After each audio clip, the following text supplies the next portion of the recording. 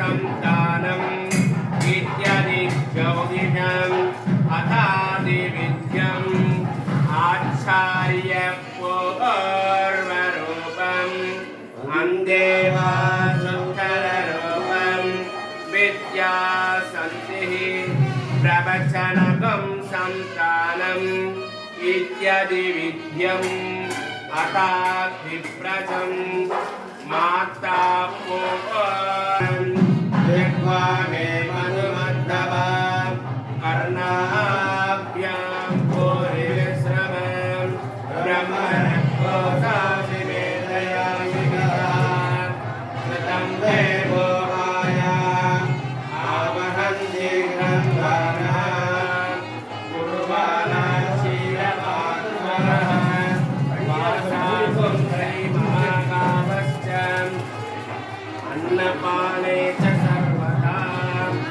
ततो मे श्रियमावह लोमसां पसिभिः सह स्वाहा आदित्येन वाव सर्वे लोकामहीयन्ते भूरिति वा अग्निः भुव इति वायुः सुवरित्यादित्यः मह इति चन्द्रमाः चन्द्रमसा वाव सर्वाणि ज्योतिगुंसि महीयन्ते भूरिति वारुचः भुव इति सामानि सुवरिति यजोगुंसि मह इति ब्रह्म ब्रह्मणा वाव सर्वे वेदा महीयन्ते भूरिति वै प्राणः भुव इति ज्ञानः सुवरिति ज्ञानः अन्नेन वाव सर्वे प्राणामहीयन्ते भावायेता चतुस्सहस्रां चतुस्सहस्राभ्याहृदयः कायो ब्रह्म सर्वेऽस्मै च तपश्च स्वाध्याय प्रवचने च तमश्च स्वाध्याय प्रवचने च तमश्च स्वाध्याय प्रवचने च अग्नयश्च स्वाध्याय प्रवचने च अग्निहोत्रञ्च स्वाध्याय प्रवचने च अतिथयश्च स्वाध्याय प्रवचने च मानुषं च स्वाध्याय प्रवचने च प्रजाश्च स्वाध्याय प्रवचने च प्रजानश्च स्वाध्याय प्रवचने च प्रजातिश्च स्वाध्याय प्रवचने च सत्यमिति सत्यवचाराधीशरः तप इति तपो नित्यपौरिसृष्टिः स्वाध्याय प्रवचने ये वेदीना कौमत्रिकं मौद्गल्यः तद्धितवः आगं वृक्षस्य रेरिव कीर्तिपृष्ठङ्गिरेरिव ऊर्ध्वः पवित्रो वाजनीवस्वमृतमस्मि द्रविणगन्धसवर्चसं सुमेधा इति कृतं वेदानुवचनं वेदमनोच्चारेण प्रशसितव्यं श्रद्धया देयम् अश्रद्धया देयं श्रिया देयं क्रिया देयं विया देयं संविदा देयम् अत यदि ते कर्म विचिकित्सा वा विचिकित्सा वा स्यात् एतत्र ब्राह्मणाः संनरिषिणः युक्ताः अयुक्ताः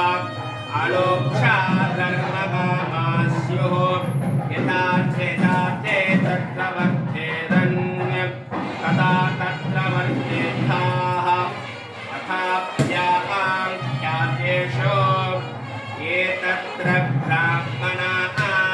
संवैदिनः युक्ताः अलोक्षात् धर्मकामास्युः यथा तेषु वर्ष्माद्धन्नरसमयात् अन्योन्तर आत्मा प्राणमयः तेनैष पूर्णः स वा एष पुरुषविद एव तस्य पुरुषविदताम् अन्वयं पुरुषविदः तस्य प्राण एव शिरः व्यानो दक्षिणपक्षः अपान उत्तरपक्षः आकाश आत्मा पृथिवी पुच्छं प्रतिष्ठा तदप्येष श्लोको भवति प्राणं देवो अनुप्राणन्ति मनुष्याः पशवश्चये प्राणो हि भूतानात्मायुः तस्मात् सर्वा उसमुच्यत इति तस्यैष एव शरीर आत्मा यः पूर्वस्य तस्मात् वा एतस्मात् प्राणमयात्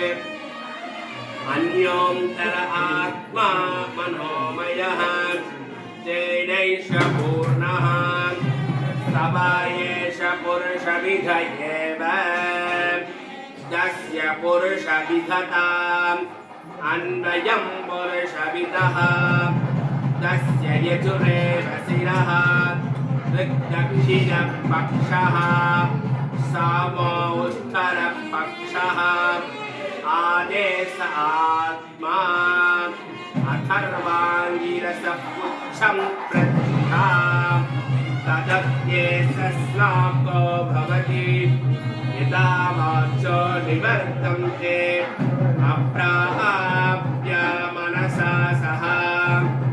आनन्दं ब्रह्मणो विद्वान् न